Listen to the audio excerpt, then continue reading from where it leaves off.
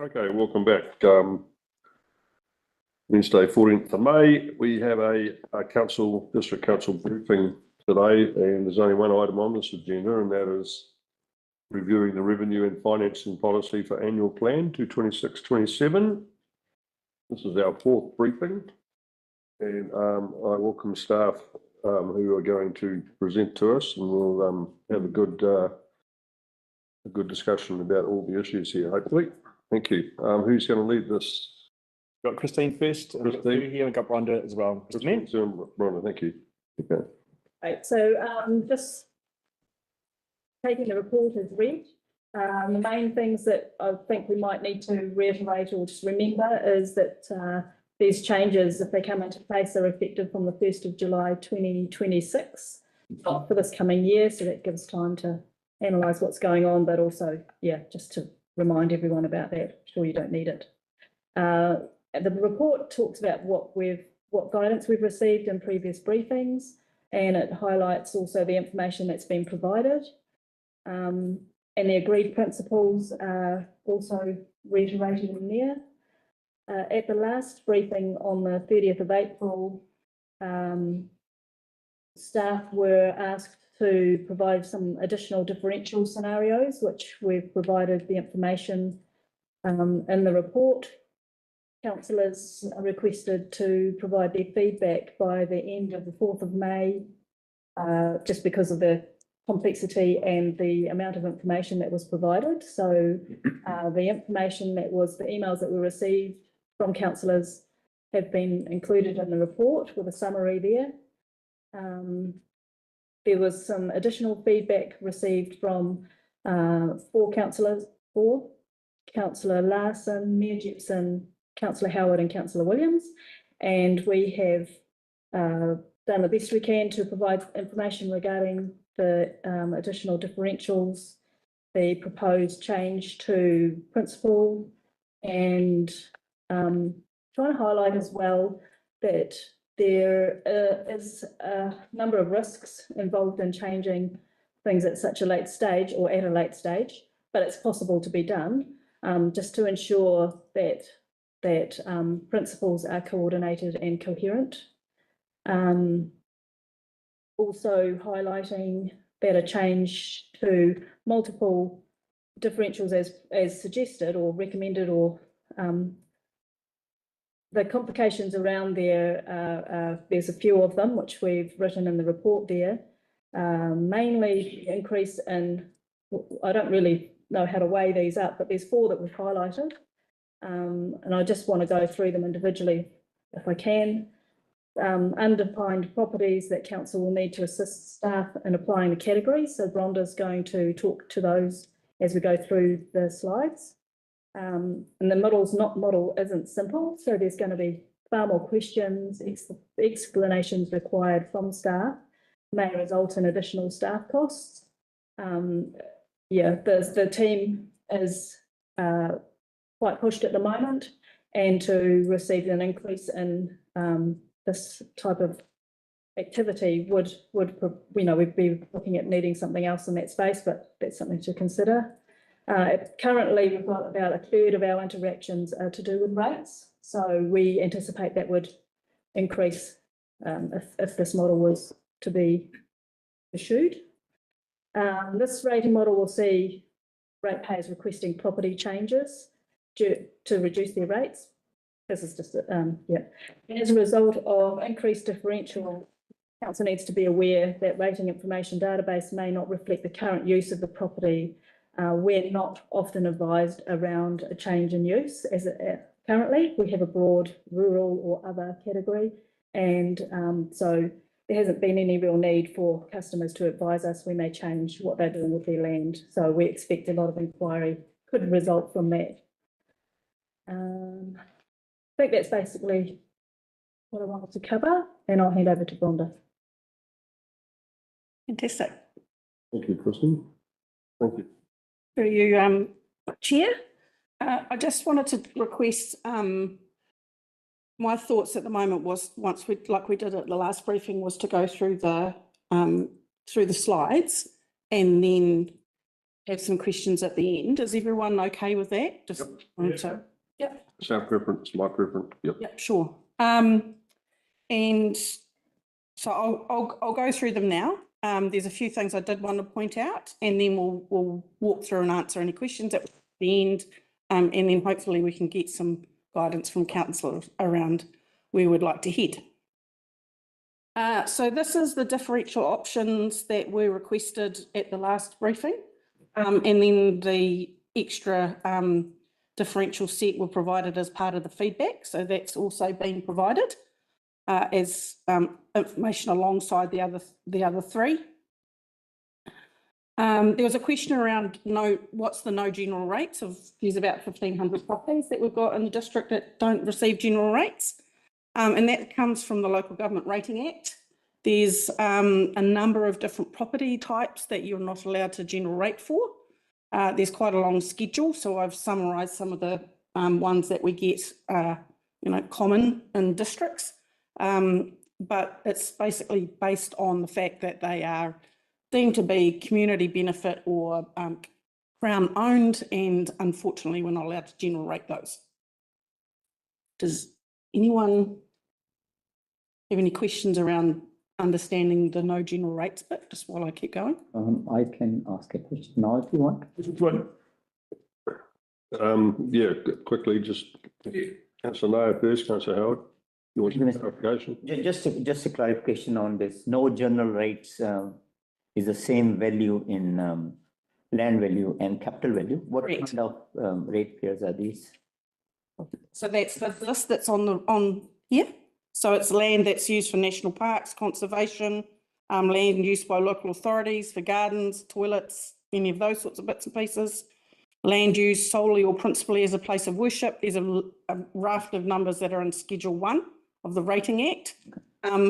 Most of those will still get targeted rates for water and wastewater, but you're not allowed to general rate them. Okay. Thank you. Yeah, I previously remember many briefings ago, you had a full list of all those at one point, I believe. That was how you can set differentials. Oh, no, look, I think it was way back, wasn't it? Okay, might have been prior to me. There's lots of churches and. Yes, yeah, there's Okay, health processes.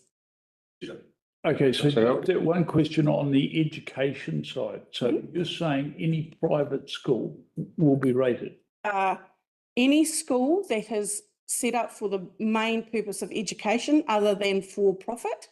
So that when you get to for profit, it's normally things like early childhood care facilities. They are normally rated. But if it's a predominantly state-funded education process, then they wouldn't be rate fund. They wouldn't attract general rates. thank you, Councillor Lemon. The QE2 trust, when it was trust land, is that for if the entire lot, or is it a proportion? As farmers do, so they'd be a portion, the rate reduction. So the land is cut off as its home plate. So let's say it's 2 hectares out of 100 hectare farm, they would be rated on 98 hectares. Thank you. The rest of the farm still gets rated. It's just the portion that's split off. All right, thank you. Carry on. Yep. And then so the other question that was asked as part of that is there's about 190 properties that were listed as undefined. I went through and allocated those as much as I could at that point in time. The issue that I have is not really understanding, primarily in the rural space, what the farm is used for. So whether it was horticultural or special versus any of the other types of farming, I was unable to ascertain from that. So I've used the category that's been provided as part of the database, the rating database, which is highest and best use. For us to be able to do that for more of a definition, we would actually need to get in contact with the farmers and ask them what the predominant use of the farm is, to then be able to allocate it to which category it would belong to. So that's still a possibility, but for the requirements to get the information out in the short time frame from last week to this week, I've done that as an allocation process. I don't think in a it would be statistically significant for 197 properties because they're going to go either into rural or specialist horticulture, but it may make a slight difference to the modelling that I've done. And so this is the number of properties that we talked about. So at the moment, parking, I found a parking one between one and the other. These are the ones that we would need guidance from council as to which category we think that they should belong to. So whether that's utility, other, specialist. We don't need to do that now, but it's an understanding of what that would require from council to be able to make sure that we can define where those go. So yeah, it's quite sorry to interrupt you, but it's quite particularly with the changes in land use going on, you could have a farm where they're doing 4 or 5 different activities, right? Correct. Yeah. So, and then that's another, and I'll come to that in a minute. So I've got some conversation around that too. So then this is the outcome of the options for general rates with the differentials, and including the 3 differentials that we asked for plus the multiple one, and then what was rated in the land use. And I've split that based on both how we were originally looking at it, but also with the category differences that were included as part of the new model. So I've split those up based on that. Now I'm hoping everyone's had a chance to have a look at those, but we can come back to that in a moment. And then this is the analysis once again that I did. So the overall where that split was, number of properties in each area and percent increases in dollar values. Residential charges included, which I included lifestyle under 2 because that's where it's predominantly sat previously. And then the number of properties in that space and where they moved to. Rural and lifestyle large, once again, they were in the same sector as before. And then commercial, industrial, transport and utility, which is in that other category as we understand it at the moment. And then the split in those. And once again, I've done that with the 4 different models. And so I did want to come back to that issue with the more complex differentials. Based on legal advice, the ability to pay within land process is suitable as an overall impact consideration.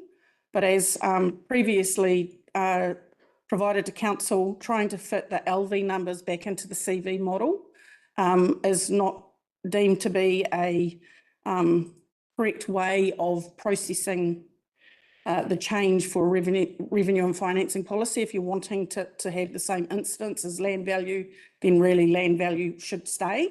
If there has been a conversation that capital value is more of a correct way, and that's been a principle from the council right from the beginning, including the principles that have been reiterated, it does create a risk point for council, and there is potential legal challenge in that, and that is where most councils have their legal challenge, is in rating and revenue and financing policy allocations. As we mentioned before about undefined properties, they'll need to be reviewed in detail and correctly usage attributed to where they need to sit. It's not as a simple, the new differentials or the multiple differentials is not as simple. That was one of the overall sort of principles that we have around making sure that it's understandable by the ratepayers. And it was something that Councillor Williams brought up when we were at the last briefing, that it was really important for people to be able to understand it. It's hard enough as it is. And it will require additional time for staff costs.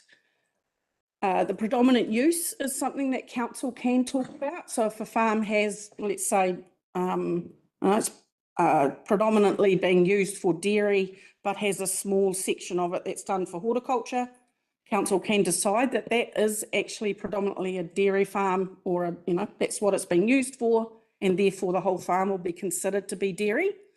The issue that we come back to is if council decides, no, we'd like to be able to split that up, then that would require quite a bit of work from our valuation provider they would then need to survey the land and understand how much of it was horticulture, how much of it was dairy, and every time that changed, if they decided to change every year, that would be something that I definitely would not recommend. It's an expensive way of doing it. So the predominant use of the farm would be a requirement, and that would be something that we'd need to confirm with ratepayers, on a relatively regular basis, and that might be a three yearly scenario where you would say, can you please confirm what you're being used for? And that's really coming back because at the moment with the multiple differential, special and horticulture are being split off from the other farming types. That's the bit that creates the problem. And so I've talked about the splitting of the rating model, etc. And so we'll test the principles as part of the discussion that we have with council as we go around the table, and we'll come back to those principles as testing part of what we're trying to do. So I'll leave that there. I just really now it's around talking through everything with council and getting some guidance as to where you'd like to go. We're opening up for discussion. You want to have discussion now? Questions and Yeah, Questions probably is the first bit, and then we can. Okay, councillor Larson, followed by councillor Vincent. and Thank you, Your Worship. Just to be clear, what we're talking about here is going out with a proposal to consult with community. Obviously, there are things that need straightening out through that process, but we're not actually making a final decision about anything. We're just saying we're going to go and consult with the community, and on what basis are we going to do that? Yep. That's correct. Yep. So it's guidance from writing the revenue and financing policy to be able to consult to the community. Yep. Exactly. And nothing's coming in. If anything changes through that process, it wouldn't come in until the following financial year, starting in July 2026 anyway. Correct. Okay, that's a clear point. Councillor Vincent.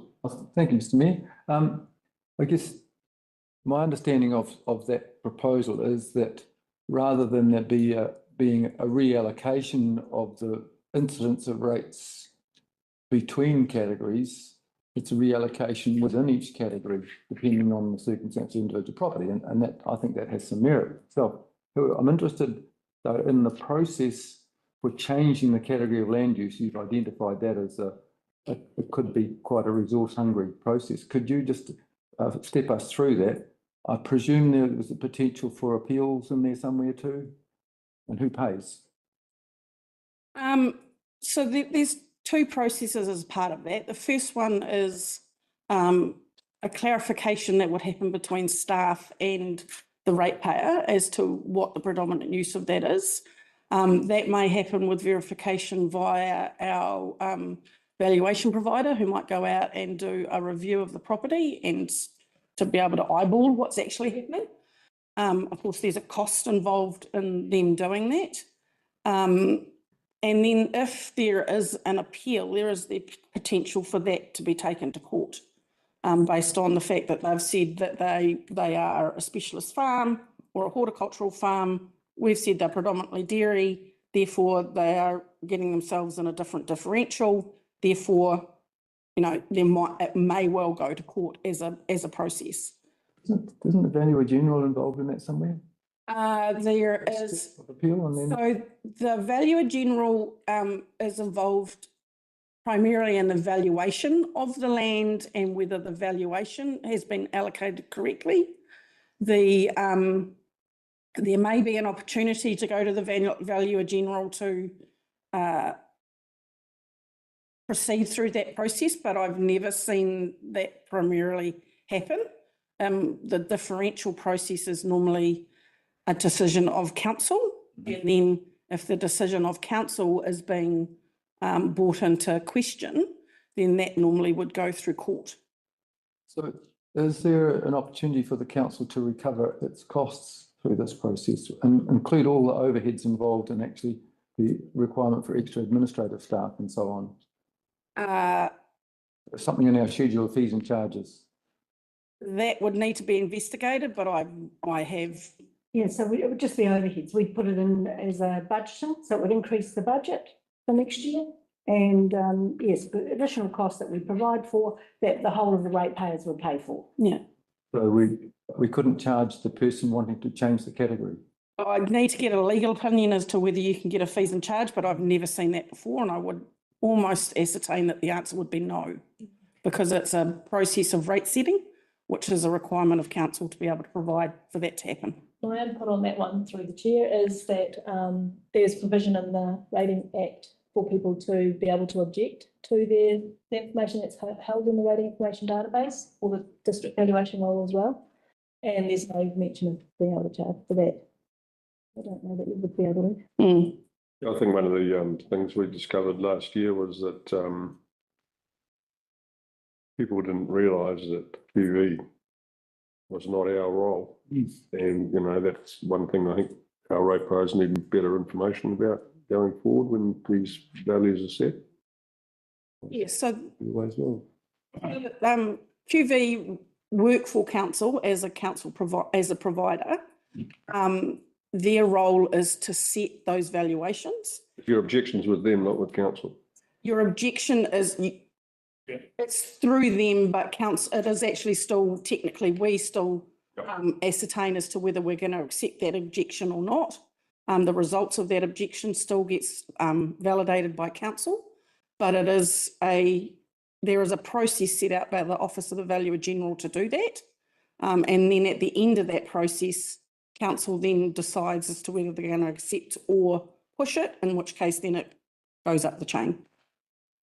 But that's the value, not necessarily the allocation. And Correct. The differential is a decision of council by the Revenue and Financing Policy, not the valuation process and what the value is. Get that initially, thank you. Yes, so the valuation is what goes through the Office of the Valuer General.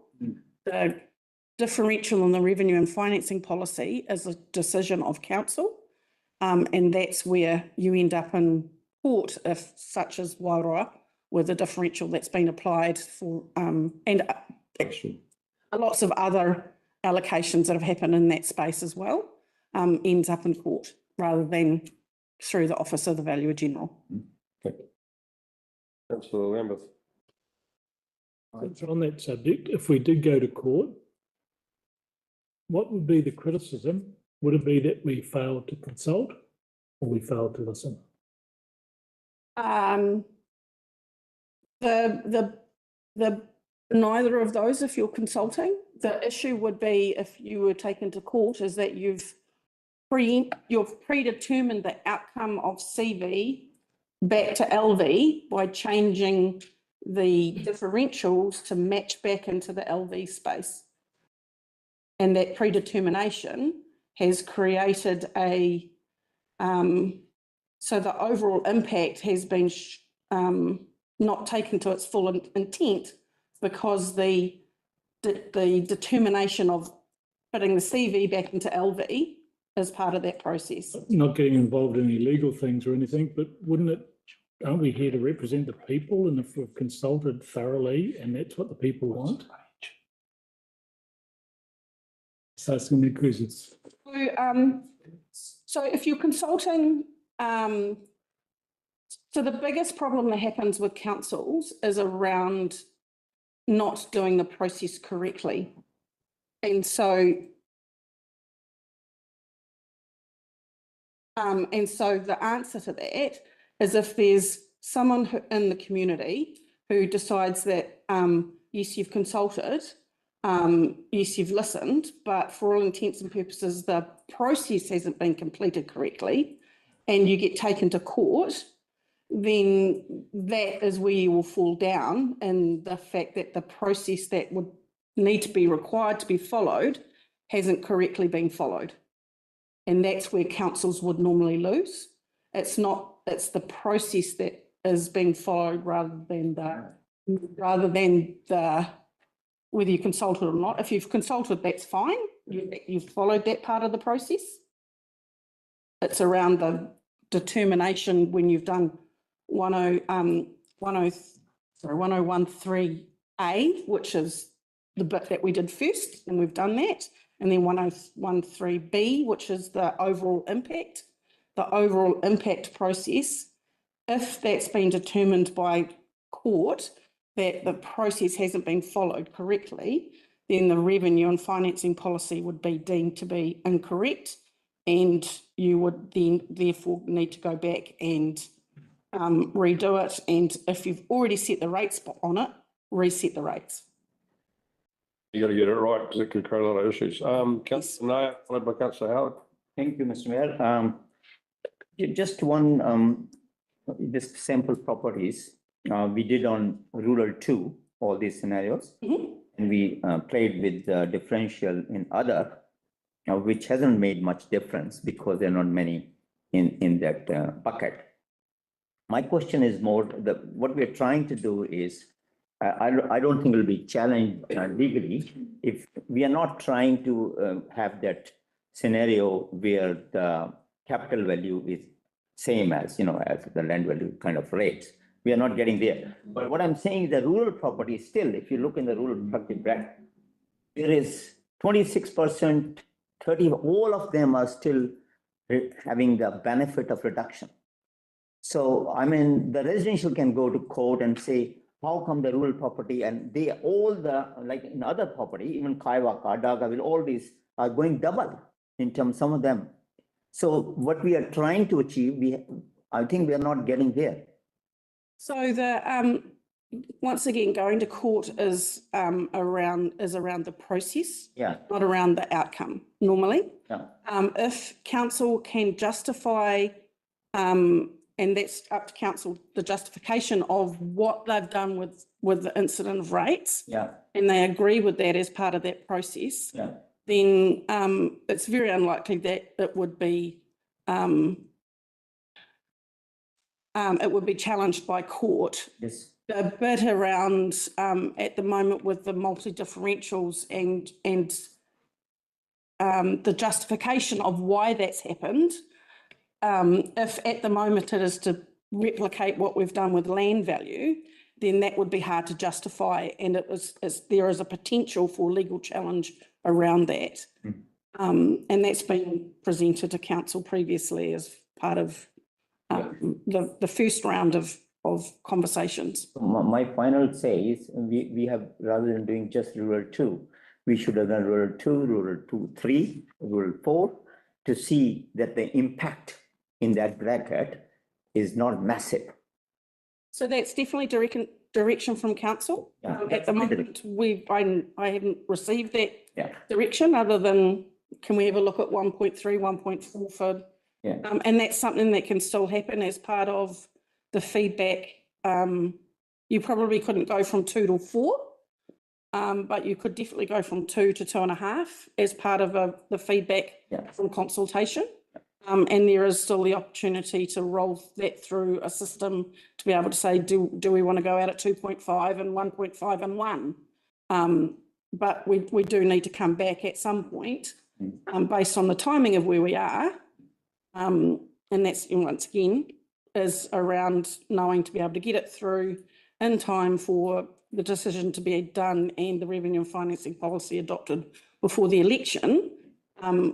We are running out of time to do all of that analysis, but that's definitely something that we could do. Yes, sorry, if I may clarify, all I'm trying to achieve is just like 3 brackets of 2, we're not interested so much in differential in other, it makes insignificant difference. So the table of 2, 3, 4 or 2.5 or whatever will give us a better picture in terms of the coherence, that we are not annoying a larger section of people. That's the whole objective I'm trying to. And also, I've got 2 Ys, not 1 in my name. I think 2.5 here in council is Nayyar, not Y. It's spelled as Councillor Nair, Nayyar. Thank you. So I've got 2 Ys here. That's I'm not sure your name, but somebody can say that. Okay, Councillor Howard. Thank you, Mr. Mayor. Looking forward. All very interesting. I got a couple of points on this, that I think that wherever we go, even with the current system, we have queries, right? We have issues. And even in the conversation that we've just had, there is all sorts of guessing going on. Should we be 2.4, 2.5, 2 to 2.5, whatever? It is all blind faith. It's not a science. It is a figure that we pick to categorize certain groups, and will that make an outcome fair? I feel, I mean, and I've probably taken a bit of time to get to this, that providing a range of differentials, and whilst you quite rightly, from the point of view of the council, put forward negatives to that,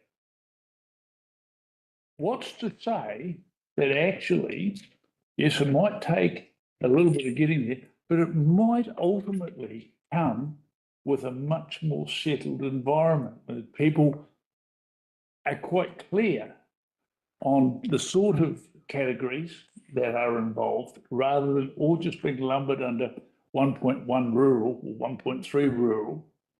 And I don't know, I'm just putting it out there that I think it's easy when it's changed, put up the barriers.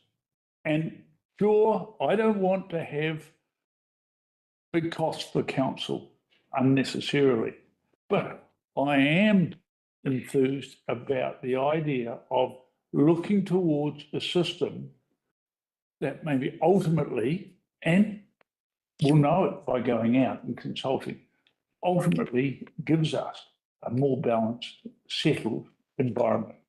That's my point. I think that it's a matter of taking both sides and being optimistic and objective with it, rather than cutting something off. We, if we do this, thank you to Councillor Larson, we are not the council with the most differentials by any means. Councillor Larson. Can I, Mr. Mayor, do you mind, sorry, Councillor Larson, do you mind if I just say, we're not putting barriers up, actually? What we're doing is giving you... Issues with complex, you know. What we're doing though, Councillor Howard, is we're providing you the advice and everything to do with it, right? They're not barriers, it's information for you to take into consideration.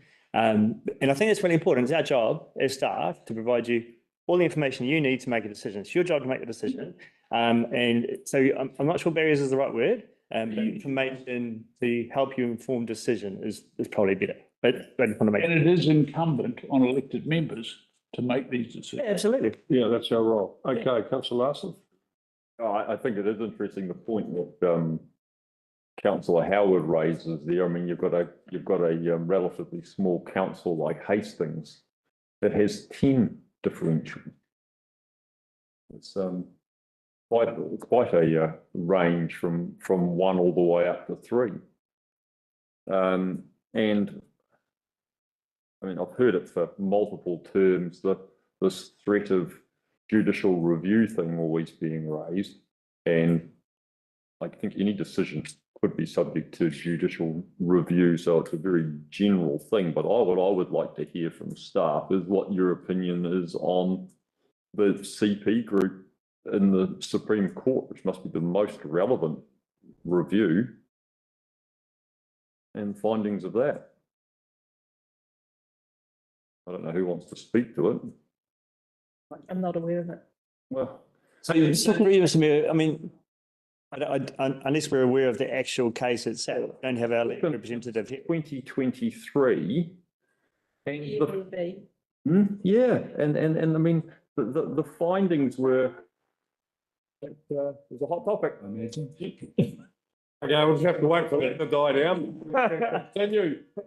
Unless you want to shout like the chair. Hang on.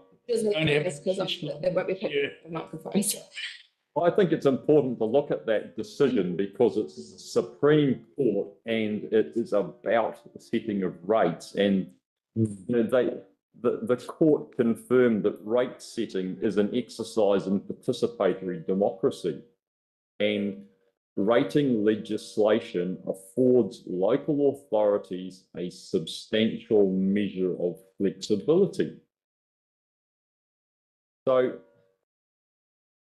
we are obviously going to ensure that we are following the law in terms of setting differentials in accordance with the manners that they can be set, the use to which the land is put, and the size of the land are the two that we're currently using and the two that we propose to continue to use, but in a more nuanced way, so we smooth all these peaks and troughs. The proposal that was put forward to us last time that we went out to start with and I went out to consult with, and by the way, I did want to look closer at the differentials and couldn't make that happen. It went down like a cup of cold soup because there were too many peaks and troughs, because it's just throwing a number at the properties, 1.2, 1.3, whatever. And that's kind of what's being suggested we do again, which I just can't comprehend why we would do the same thing again when it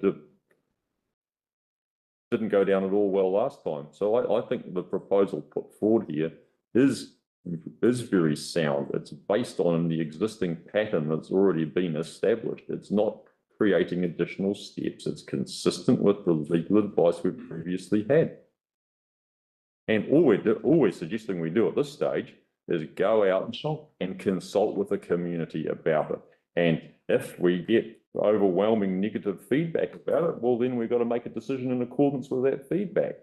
But I think we've come too far not to actually give it a go. I think it is a fairer and more reasonable process to run our rates this way.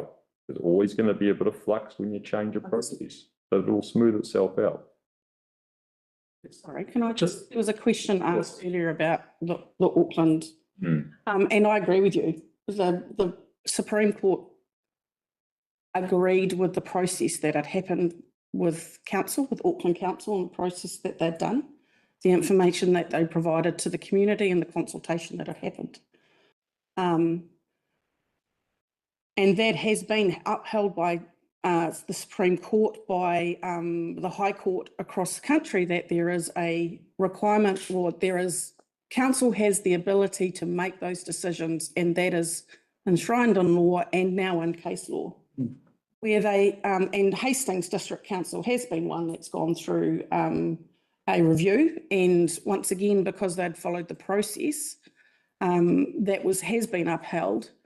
The bit that what we're putting on the table once again is information as the CE has suggested, which is two things. One is the complexity that it creates, and the main issue there is the splitting of the farming or the rural community between horticulture specialist and the other areas. If the specialist and horticulture was part of the other differential, I'd agree with you. I think that takes away quite a large portion of that of the issue. But the other one is the legal advice that we have got, which is that the justification of trying to fit the CV numbers back into the LV model has the potential for legal challenge. And that's the bit that I am putting on the table. It is once again a choice of council as to where that sits, and that's all I'm doing. That is not what's been suggested, though, and the legal opinion, if you actually have another read of it, quite clearly says that what was contemplated can be done in a similar manner. So it keeps being brought back around to a suggestion that we're doing something that's not in compliance with the Act. It's not true at all. There is already an established pattern in our rates of how they're being paid and set, and there's already established ratio between land value and capital value. They exist, not being created as an additional step. And it's a political decision of the council how it wants to set differentials, and the proposal put forward is quite frankly no different to what we're being suggested to us, that random, out of nowhere calculations on some property uses. Shall we chuck 1.2, 1.3, 1.4? Let's see how that skews things. That's a much blunter way of doing it than what we've been proposing. So the thing that I just want to reiterate here is there seems to be this issue about well, we're trying to change the capital value by, switching one to the other and move it over without. But the point is, with the capital value,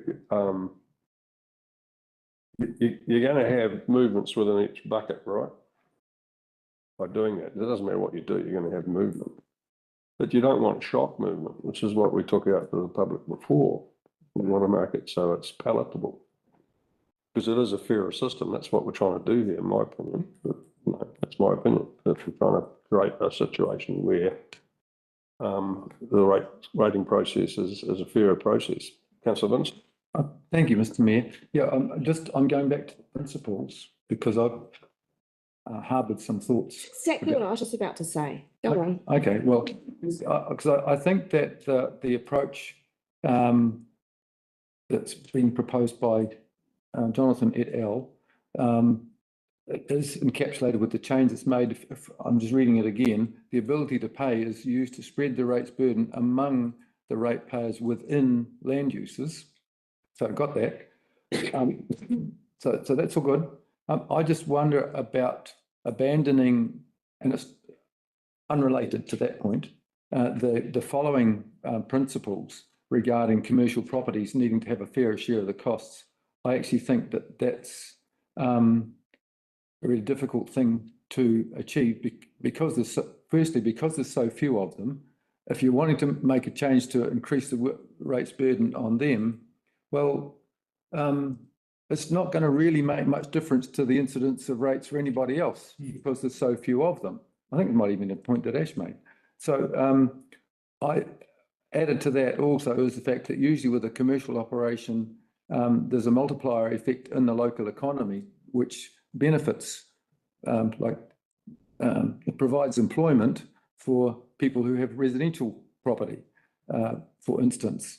So I just raised that thought that perhaps we should just abandon the second principle, which says the commercial properties have a fair share of rates as one of our objectives, and the move to CV would increase rates for those larger commercial properties who pay proportionately smaller rates on land value. But there may be other indirect economic benefits of letting that go. Then the next one, which says the council review the differentials as the change to CV has large swings for commercial and residential properties. Well, I'm not sure if we need to worry about that point either. So I just raised that for discussion. Did you still want to speak, or have you taken the words out? No, sorry, I only took 6 words in my mouth. Okay, Councillor Larson. No, I said there's only words out of it. Still wants. Yeah, so I would still like to speak. Thank you. Thank you. There's a bit of Miss Prism. Just Rhonda, just to try and pull this all together and all this discussion. I also like to go back to the principles, and I suppose my question is do the 7 differentials, so it's not about how many there are or anything like that, but do they implemented provide the principles? Do they actually match principles? Do they achieve the principles? 7 differentials. So that, and you're not going to like the answer. That's a decision of council as to whether the differentials are achieving what they want, what you're wanting to achieve with the overall impact. Right. And so that's really why we provide the information as much as we can for you to go and say, okay, is that correct? Has that achieved what we're wanting to achieve as part of those considerations? Right. And one point of view so far is that it's not. So the bit for me at the moment is around the CV, it's around the CV has more of an implication of payment and an ability to pay, which is also in the principles that's been raised by Councillor Larson and the other 3 councillors, and the Mayor, is around that ability to pay being across the community. And at the moment, that ability to pay is being split back up into the land use that was created by the land value basis. And that's the bit that's the justification around keeping it split to where the land use was and the incidence lay previously under LV and where that sits, so that in proportion, the LV value is of rates incidence is still being maintained while going to capital value. So that's the bit where I think, for all intents and purposes, the justification of moving becomes very grey, because if you're saying in principle the CV value is the value that it sits on and is more correct, but we're redistributing that by the differentials back to the LV incident, then that's the area that it becomes a potential for. Yeah, so there's justification. going to be, as has been pointed out, there are going to be swings and roundabouts with a change like this. So if we're then, and regardless of whether that's the intent too, then that may not be the intent, right? That's being put forward, but that's the result, is that these 7 differentials, smoothing things out, creating a rating amount for each property that was similar to what they were getting under land value anyway. So do we have to continue with this process at all? That's a decision of council.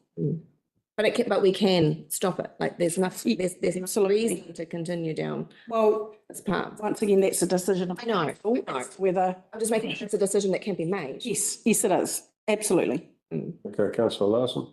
There is a fundamental distinction actually, because what you're doing is within a property use, you are more fairly distributing the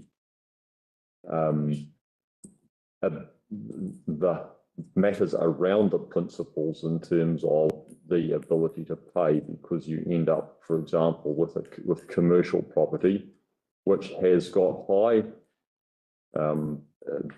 value of improvements and low land value, and has a much better ability to pay, for example, a supermarket. And what happens is that when you can find the changes within the property use as best as you can, then the lower capital improvement properties will pay less. It will move, some will move up and some will move down. I just want to come back to the point that Councillor Vincent was making about the commercial thing, and I agree with him. That's not a point that I put in there. My suggestion was simply that we use the 2 principles, the first one being that the benefits received, and the second one being the ability to pay. And that's it. I don't think that the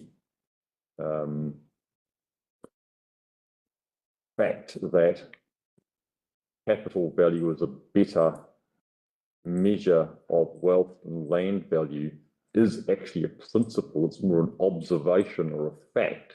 It is encompassed within the second principle, which is the ability to pay, but it's not actually a principle on its own. And so, yeah, I concur with what Councillor Vincent was suggesting. I don't want to treat commercial any different than anybody else. Everyone's treated the same. It just happens to have different proportionality. Different uses. Councillor Lambert.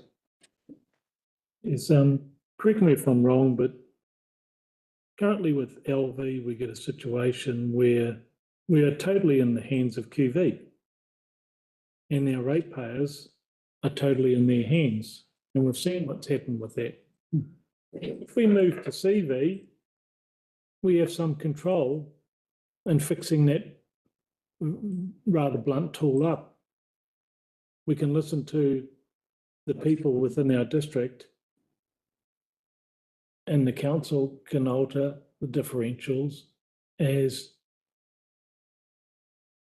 we've moved further down the track. We're not setting the differentials now, are we? Yes. Yes. You are? Yeah. Okay. You have to get the differentials to be able to go out with the- revenue and financing policy. There is ability to change that.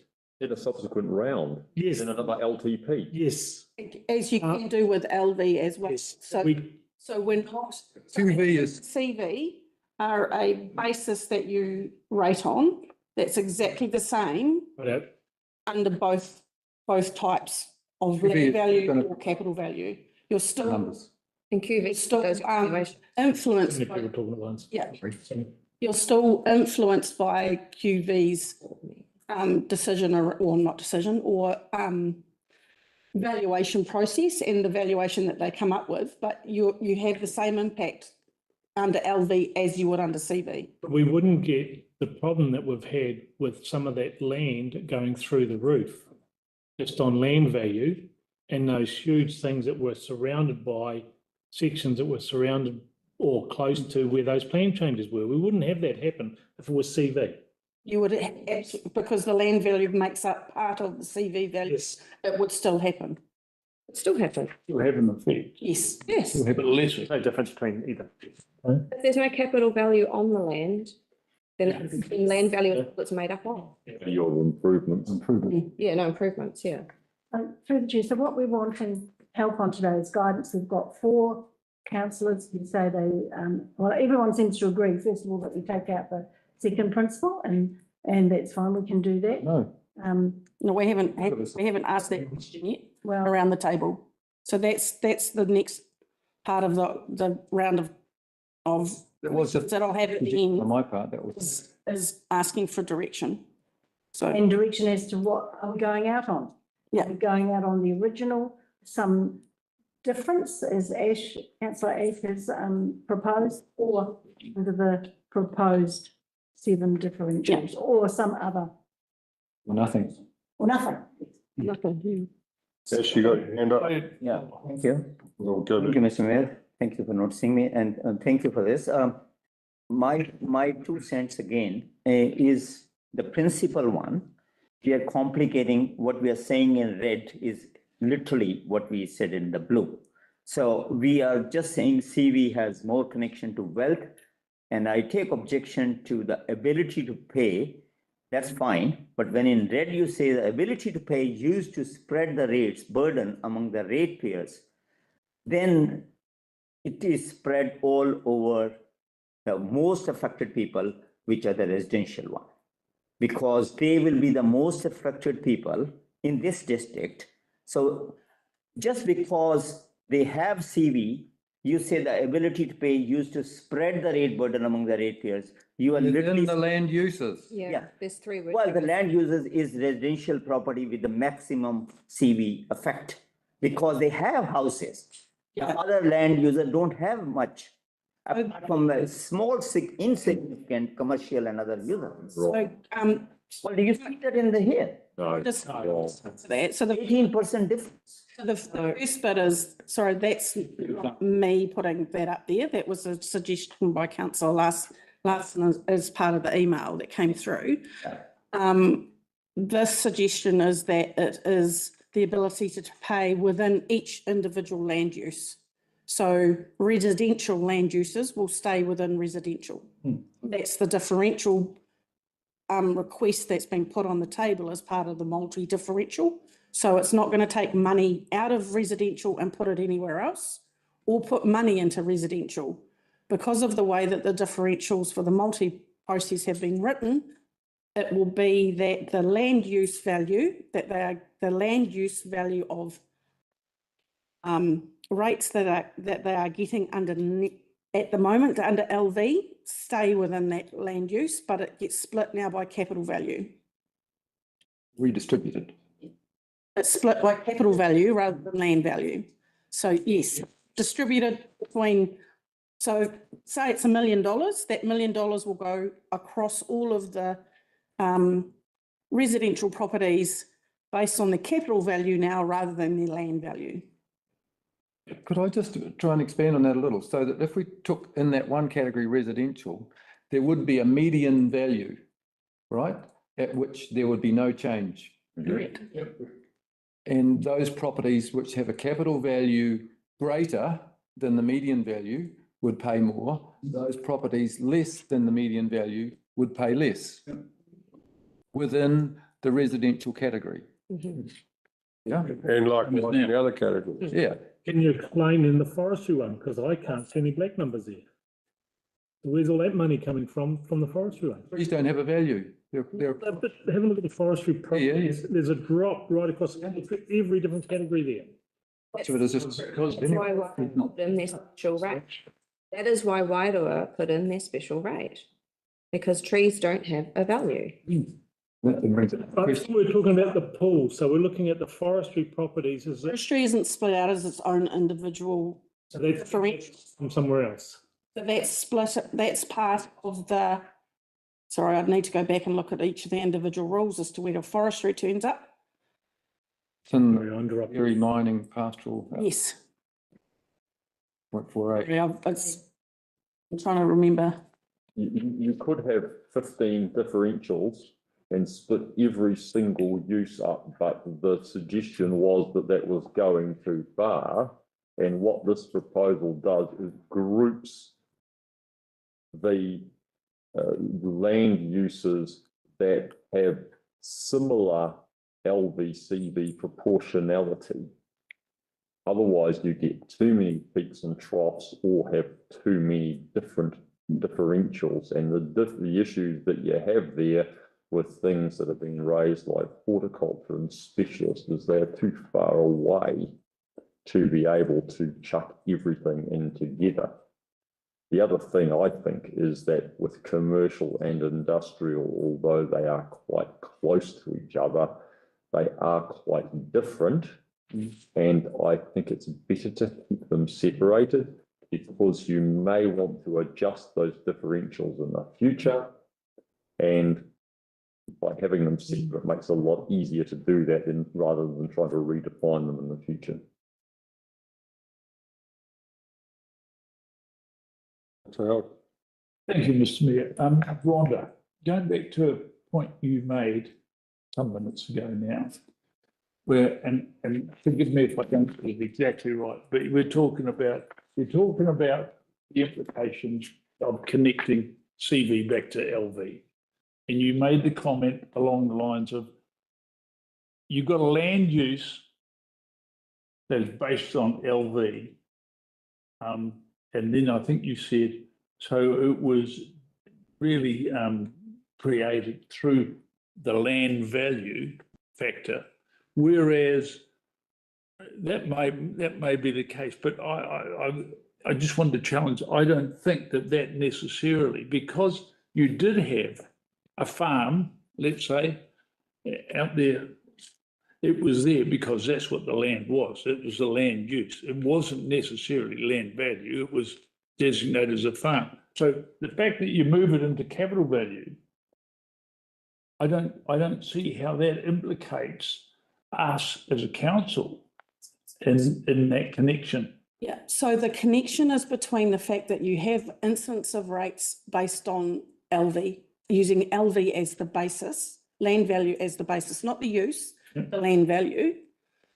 And then what we've done, what the differential is proposing to do is to bring that same incidence of rates that happened in LV and put CV over the top of it.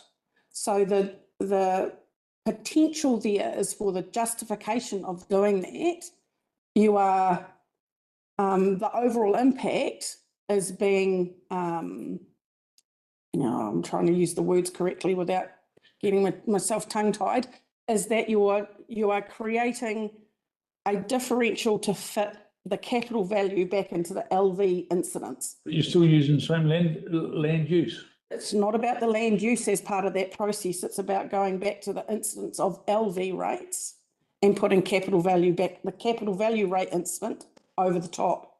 You might as well just do land value. that's the last. Well, that's what's being suggested by staff is happening, but that's not what we're actually proposing. What we're saying is that we want to have as fewer peaks and troughs in transitioning from LV to CV based rates.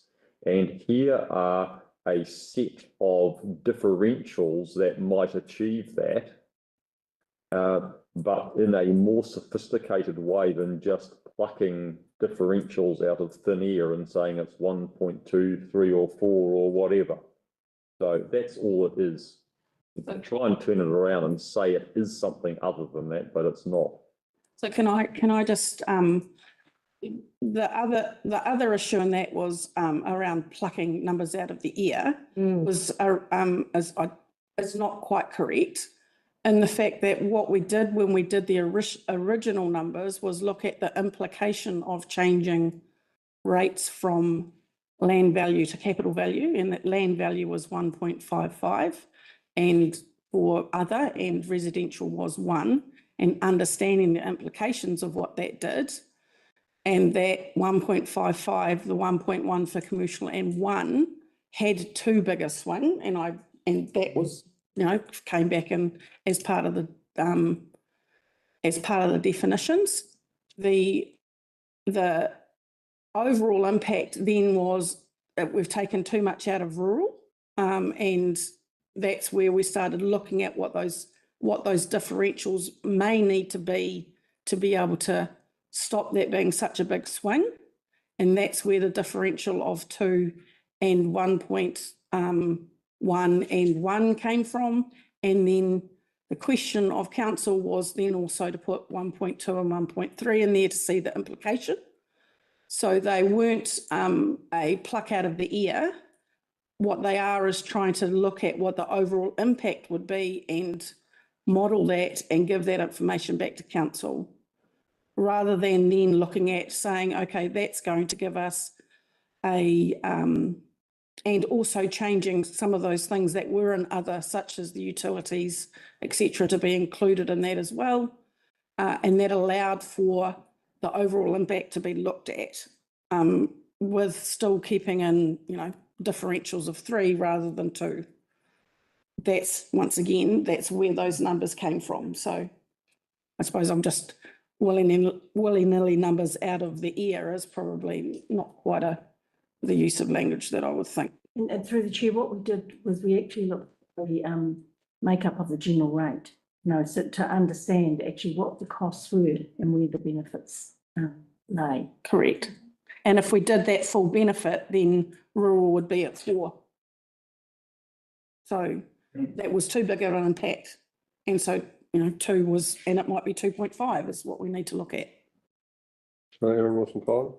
Just a bit of feedback. I don't know, it's not even helpful, but I just, if there isn't an appetite for peaks and troughs, then perhaps this isn't an exercise that we need to be doing. And maybe it's actually a decision for after elections, when you're going through another LTP phase. But there wasn't an appetite from the public the first time round, and the council didn't carry on with it, which is against type. So now we seem to be trying to force the public to accept it, is what I'm feeling.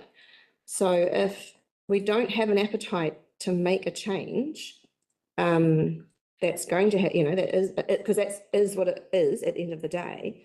If we don't actually want our ratepayers to be paying different rates, substantially different rates to what they are now because of the change of moving to capital value, then I suggest that it's possibly not actually a move that we should be worrying about.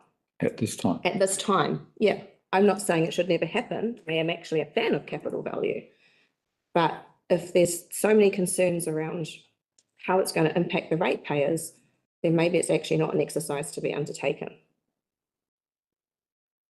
Mr. Vincent? Thank you, Mr. Mayor. I just wonder, Rhonda, if I could interrogate you some more, just to get a better handle on your concerns. I made a little note. Is your concern that in terms of process, it might well be considered by the courts that we've gone through the process of drawing a target around where the LV arrow has already landed? Correct. The predetermination type thing. Correct. And that, yes, is the short answer.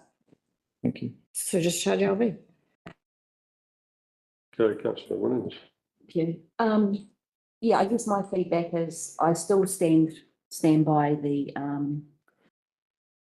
information that we've given to you as 4 councillors around the table, and I would like to look at taking out the commercial property principle. Thank you.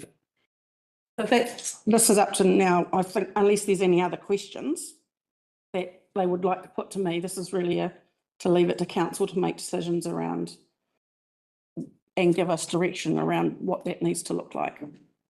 Those that perhaps haven't spoken, because we're trying to assess what do we come back with, because when we come back with something, we have to do a revenue and financing policy at the same time. So this is quite a lot of work that we have to do for the next meeting. Councillor Larson. So obviously, as Councillor Vincent would normally remind us, we can't make a decision today. So what are you wanting us to do? Are you wanting us to reiterate or revise the feedback that's already been given, or what? So from the feedback came in via email. So the briefing really today is for all of council. Say what? Yes, and then You want to go around the table and say everyone's thoughts. Yeah. I need to be given a consensus guidance from council as to what you would like to do. Well, there might not be consensus guidance because there are different opinions. So, but Councillor Wilson Collins has just expressed one, Yeah. and someone else is likely to express a different one.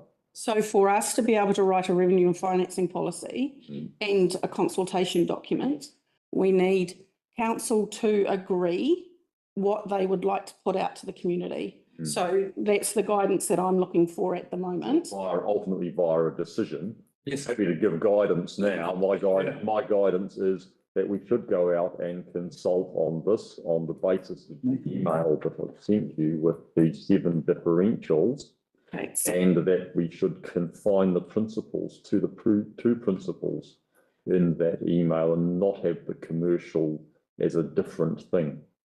so that's the guidance that, That's from me. yes, so what I need is Is there anyone that disagrees with that? So can I just say one thing? As a guidance, I need a consensus from council of what should be in the consultation document and what should be in the draft revenue and financing policy. But you want more information from me other than No. what I've said to you? You've got that? That's me. Yeah, that's only me. Yeah. If I may, I'll add to that and I'll say, I agree with that, those elements. And I will also say, I don't believe in kicking the can down the road. And so this was all predicated on the basis of relooking at a rating system that may be fairer, and that's the direction that we should still take, I believe. Gordon? You gave him the time. Mr. President. On the table. Yeah, Yeah, I'm just interested in those plots remaining the same, so there's not too much change for people. Sorry, what's your guidance? Same. Yeah. Same, basically, yeah. I had mine before, yeah, I agree. you know, I thought councillor Howard's words were pretty good, actually. Don't want to kick the can down the road, otherwise you've already spent a pile of work for nothing. And I reckon it's something we need to do. It's a fairer system. I think the more you get your head around, the more you think about it, the more you consider what's at stake here for ratepayers. Given what I've always said since day one when I was mayor, is that there's no such thing as a fair rating system, but we've got to get the best we can. Okay, Ash? Thank you, Mr. Mayor. So I think all of us agree on one thing, that we want to share the burden in a way that there's not more pinching to one category, which is residential. I think everybody would agree on that. And how we do it, you have suggested that we will look at 2.5 or whatever. You can look at what Councillor Larson suggested with the differential. The ultimate objective, I mean, before the election, you're going to do it, or after the election, will remain same, is that there should not be unnecessary impact of this rating system on one category. In this case, it is a residential one. So that's my 2 cents. So I will not sign off anything which is causing disproportionate chagrin to one category. Yeah, so I'm open to the idea of Mr. Larson, but I will not be giving a decision till I see the picture. Thank you. Yeah. I obviously, I don't understand, to be honest, as a council that has spent money on stuff for nothing before and voted against community consultation before. I don't quite understand what we're going through. But in the spirit of moving things along and compromising, then yes, we'll go out to consultation and we'll remove the principles because they don't fit anymore and what we originally apparently were trying to achieve. Thank you. I think this, like the 7 category proposal has its attractions for me. I can see how it could work. However, I have 2 concerns. One is it seems from the advice we have, there's the likelihood of it adding cost. And as a council, we have demonstrated a number of times how sensitive we are to increasing costs of ratepayers.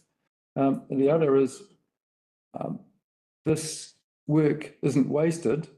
However, I think it would be more appropriate for the new council, whatever that lineup is, to actually be the ones who put it through and also carry the consequences as to where it lies, rather than us landing it on that new council, because we can guarantee there'll be not everyone who's here today will be here next year.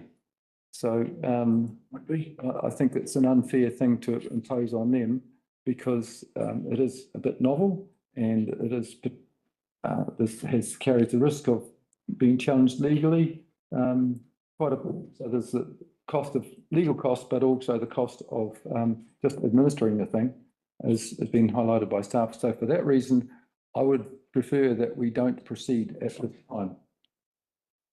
It saves ourselves a lot of hassle. Okay, I think we've had some majority input. So would you like to sum up for me, CE, so that I can move? Yeah, I think it's fairly clear, actually. The consensus was as per what Councillor Larson introduced just at the end there, as per his feedback. And, you know, maybe talk about the next steps in a sec, Rhonda, if you could. But my understanding is you will have to go to the, where are we in May council meeting? Is it May or June? June council meeting, and we'll put the material in front of you for agreement, and we'll have to go to consultation with the public based on that. So, perhaps, do you want to just wrap us up there? Is that right? Sure. So just to maybe summarise then, so we are removing the differential, the 2 about a CV and differentials will be required because of that. So we'll take those out. I will put together the principles based on splitting those 2 apart. And that we will rewrite the revenue and financing policy then based on the differentials that have been proposed with the multiple differentials. There'll be a bit of work that we need to do in that space to relook at those 100 or so properties that we couldn't define and see if we can get those closer. Once again, we'll do that as best we can before we go out to consultation. But we may find that that once again moves when we've got the full understanding of what that looks like. We'll rewrite the revenue and financing policy coming back to the 4th of June with the draft. And then this is the time frame based on that. Okay, thank you very much. We'll consider that as part of the annual plan for next year, I think, based on the outcome of what that is, because the bit for us, there's definitely one remission policy that we know about already. There may be a second one, depending on what that looks like. Okay, so the remission policies might not come out on the 4th of June. They might, we might just make a general comment, but we won't have time for those policies. So the intention would be that we'd look at the revenue and financing policy outcome as part of that consultation, and then assess to what remissions policies may be required as part of that, and do that with the annual plan for next year. Makes sense. Yeah. Right. Any questions? Thank you very much. Close the meeting. Yeah, Mr. Mayor, so you have it closed, team? We're good. Thank you, Mr. Mayor. Thank you.